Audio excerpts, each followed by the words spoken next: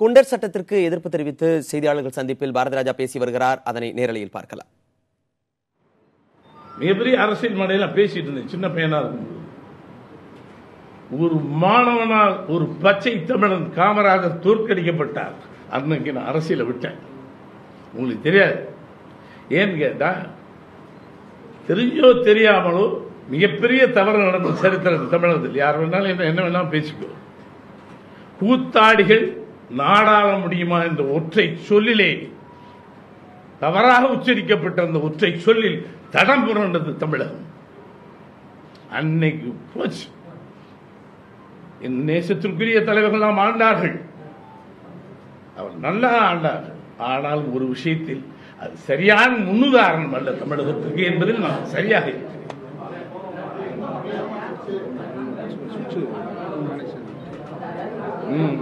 இந்த பிரச்சனை பேசினா அப்படிதான் வரும். ஒரு தமிழகத்திற்கு மிக ஒரு மோசமான முன்னுதாரணம் 35 ஆண்டுகளுக்கு முன்னால் நான் மதித்த தலைவர்கள் மிக பிரமாதமாக இருந்தீங்க. ஆனாலும் ஒரு ஜனநாயகம் சுயநலம் அதிகமாகிவிட்டது. அதுக்கப்புறம் பார்த்தா நான் கூட ஒதுங்கினது தப்பு. ஏன் இன்னைக்கு நான் மைக் பிடிச்சிருக்கவே மாட்டேன். சமீப காலமாக நான் மேடைகள் ஏறுவதே இல்லை. வேணாம், ரொம்ப தூங்கிட்டோம்னா செத்து போகணும்னு சொல்லி தொலைச்சிடும். அதனால காலாட்டிக்கிட்டே இருக்கணும். நான் இப்ப காலாட்ட விடலை, இதயத்தை துடிக்க வைக்கணும். தமிழை ரொம்ப சார் இந்த பிரச்சனை இவன் யார் பண்ணலாம் உட்காந்து இவன் சம்பந்தமே கிடையாது. படைப்பாடி இந்த மண்ணினுடைய சாரத்தை சொல்லி கதையை சொல்லி ஒரு இலக்கியவாதிகள். எங்களுக்கு இது சம்பந்தமே இல்லை. திருமுருகனை அவன் யார், என்ன என்ன அவன் என்ன கொலை செஞ்சானா, கொள்ளையடிச்சானா, நக்சலைட்டா, இல்ல அப்படியே அரசியல் ரீதியாக ஒரு கட்சி ஆரம்பிச்சு பல கோடி ரூபாய்களை சம்பாரிச்சு தனக்குன்னு ஒரு வாழ்க்கை அமைச்சுக்கிட்டானா, வெட்டினானா, குத்துனானா? குண்டர் சட்டம் யாருக்கு?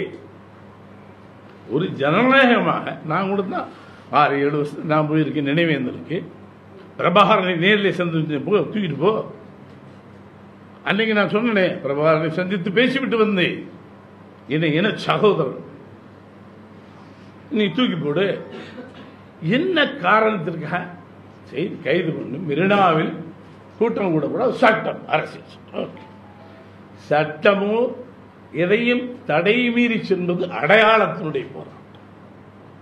ரயில குறுக்க தலையை வச்சு படுத்தார் கலைஞர், சட்டமீறல் தான். ஆனால் ஒரு அடையாளம், ஒரு அடையாளம். நெய்வேலியில போய் போராடுகின்றோம். நெய்வேலி மின்சாரம் புசாத்து மின்சாரம். அதனால எந்த பிரயோஜனம் கிடையாது. ஒரு அடையாளம். எங்கள் எதிர்ப்பை தெரிவிப்பது ஜனநாயக முறையில் செஞ்சான். பையன் அழகா செஞ்சான். 20 பேரை கூட்டிட்டு போனீங்கல்ல, என்ன பண்ணிருக்கணும்? எச்சரித்து ஆமா, ஆனால் மறுமுறையும் செய்வான் ஜனநாயகம். அவனுக்கு உரிமை உண்டு. என்ன பண்ணீங்க?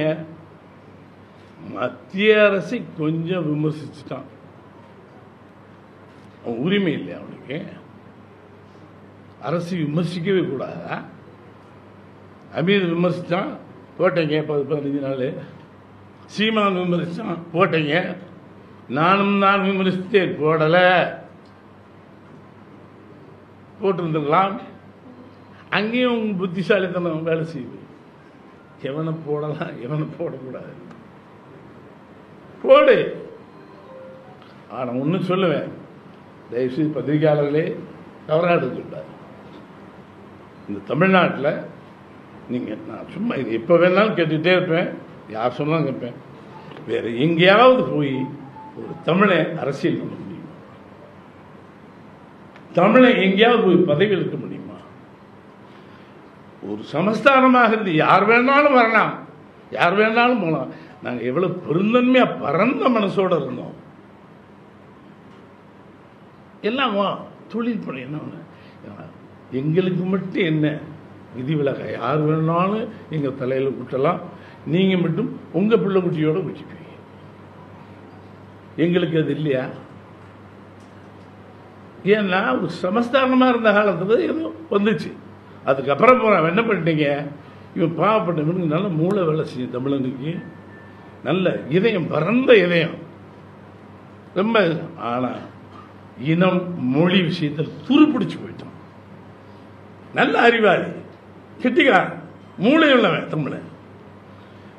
கழுத துருப்பிடிச்சு போச்சுடா. உன் வீரம் துருப்பிடிச்சு போச்சு, இனமொழி பற்று துருப்பிடிச்சு போச்சு. ஏன்னா மைனாரிட்டி தமிழ்நாட்டில் சொன்னா இன்னைக்கு நாளைக்கு தூக்கி போட்டுருவாங்க. எவனவனோ படையெடுத்து வந்தான், போயிட்டான். சிலர் மட்டும் கூடாரம் போட்டாங்க. ஏன் தமிழன் இப்ப அடையாளம் காண முடியல. இதுல யார் தமிழன் கேட்டா எனக்கு சொல்ல தெரியாது. நீ வேறு மொழியாக்காரன் இல்லைன்னு சொல்ல, வா போ, எங்க வா, விருந்தாளி யாரு, தொழில் பண்ணு, அரசியல் கூட பண்ணு, தலைமை என்றவன் ஒருவன் தான். இந்த மண்ணுக்கு சொந்தக்காரன் மட்டும்தான் தலைவனாக இருக்க வேண்டும்.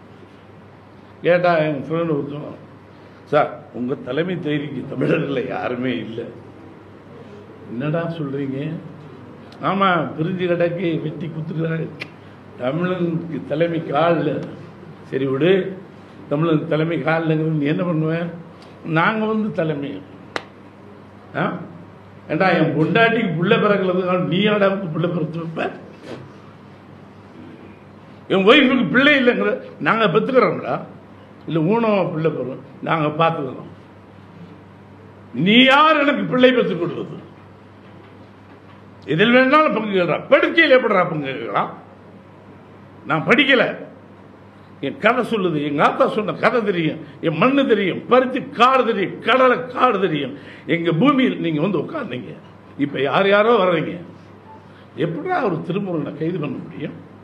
இப்ப என்ன துணிச்சல்? ஏன்னா எவ்வளவு துருப்பிடிச்சு போச்சு, வீரமும் வேகமும் துருப்பிடிச்சு போச்சு தமிழ். முடிந்தால் பத்திரிகை தினமும் நீங்கள் தட்டி எழுப்பணும். எங்ககிட்ட பெரிய ஊடகம் இருக்கிறது, நாங்களும் தட்டி எழுப்புவோம். அது தார்மீக கடமை. என்ன அவ்வளவு பெரிய தமிழ்நாட்டில் 8 டேரக்டர் உட்காந்து நீ கேட்கலாம். 800 ஆகும், 8000 ஆகிவிடும், அதுக்கு 8 கோடிக்கும் பரகும். அதனால திரும்ப அவன் எதுக்காக போறான்? சீட்டு கேட்டானா? இல்ல அரசியல் தலைவர் எப்படி சிஎம் ஆயிடணும்னு நினைச்சானா? இல்லை, அவன் தார்மீகமாக ஒரு போராட்டம் தான். நினைவு ஏந்தல்.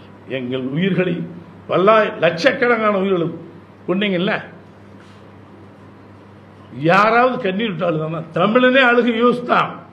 ஆந்திரா அழுதிச்சா, கேரளா அழுதிச்சா, மலையாளம் அழுதிச்சா, தமிழனுக்கு கூட தெரியல அது என்னன்னு சொல்ல வேண்டியதா இருந்துச்சு. மைக்கு போட்டு, டேய் நம்ம சகோதரர் துப்புல்குடி சகோதரர் சுட்டு வீழ்த்தப்படுகிறார், யாருக்கு இருந்துச்சு? அதனால அப்படிலாம் கொல்லப்பட்டது உணர்ச்சி எல்லாம் போச்சு. இனிமேலாவது இந்த உணர்ச்சி வெளியே வர வேண்டும். பத்திரிகை தர்மம், தயவு செய்து உங்க தர்மம் இது உங்களுக்கு தெரியும். பொலிட்டிக்கலா எவ்வளவு நல்லா இருக்கு, இது பின்னாடி இருந்து என்ன சுத்துறாங்க, இதெல்லாம் பேச தயாரா இல்ல.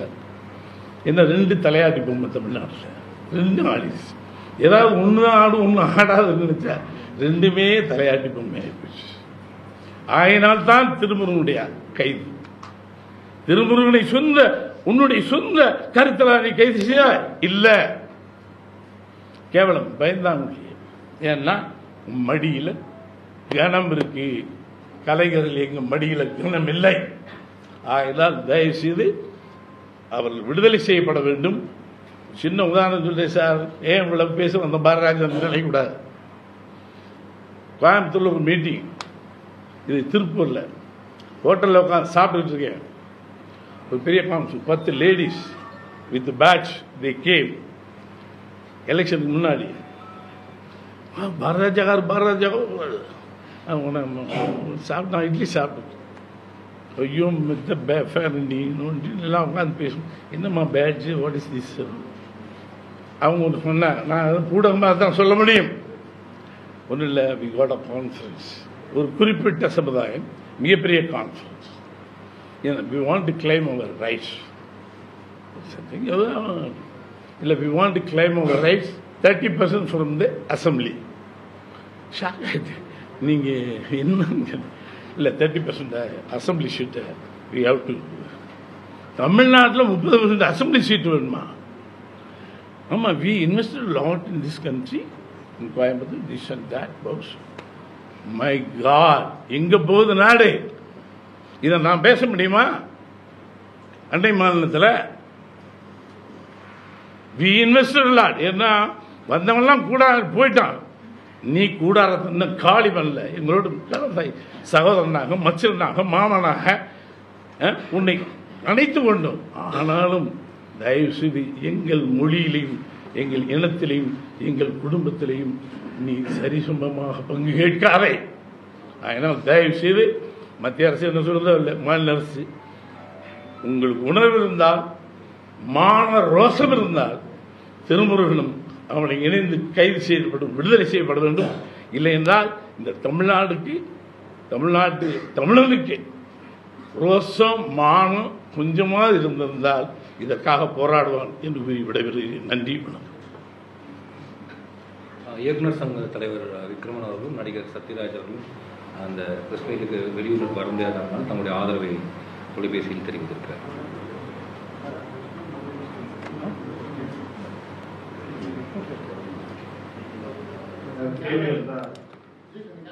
திருமுருகன் காந்தி கொலை செய்தாரா, கொள்ளையடித்தாரா, எதற்காக அவர் மீது குண்டர் சட்டத்தின் கீழ் நடவடிக்கை எடுக்கப்பட்டிருக்கிறது என்று பல்வேறு கேள்விகளை செய்தியாளர்கள் சந்திப்பில் முன்வைத்திருக்கிறார் இயக்குனர் பாரதி ராஜா. திரைப்படத்துறையைச் சேர்ந்த 8 பேர் கூட்டாக செய்தியாளர்களை சந்தித்து வருகிறார்கள். அதனை நாம் பார்த்துக் கொண்டிருக்கிறோம். ஒவ்வொருவரும் தங்களது கருத்துக்களை முன்வைத்திருக்கிறார்கள்.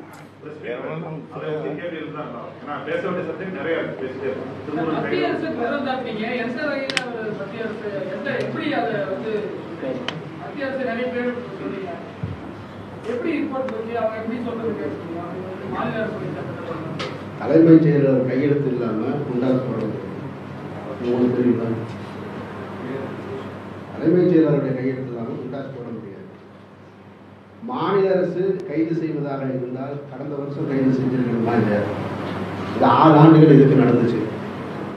6 ஆண்டுகள் இதே மீறினாலும் நடக்க வேண்டிய அவசியம் இல்லை. அப்ப நடந்தது இப்ப கைது செய்வேன்னு சொன்னா அது தூண்டுதல் தான். அவர் உங்க ஊடகங்கள்ல தான் உட்காந்து பேசினார். திருமுருகன் காந்தி உங்கள் ஊடகங்கள்ல தான் உட்காந்து மத்திய அரசுக்கு எதிராக கருத்துக்களை சொல்றாரு. அவர் மட்டும் இல்லை, யாரெல்லாம் மத்திய அரசுக்கு எதிராக கருத்து சொல்றாங்களோ அவர்கள் குரல்களை நெரிக்கப்படுகிறது. மே 17 இயக்கத்தைச் சேர்ந்த திருமுருகன் காந்தி உட்பட 4 பேர் மீது குண்டர் சட்டத்தின் கீழ் நடவடிக்கை எடுக்கப்பட்டிருக்கிறது. இதற்கு எதிர்ப்பு தெரிவித்து திரைத்துறையைச் சேர்ந்தவர்கள் கூட்டாக செய்தியாளர்களை சந்தித்து வருகிறார்கள். அதனை நேரலையில் பார்த்துக் கொண்டிருக்கிறோம். இது குறித்த செய்தியை பிறகு விரிவாக பார்க்கலாம்.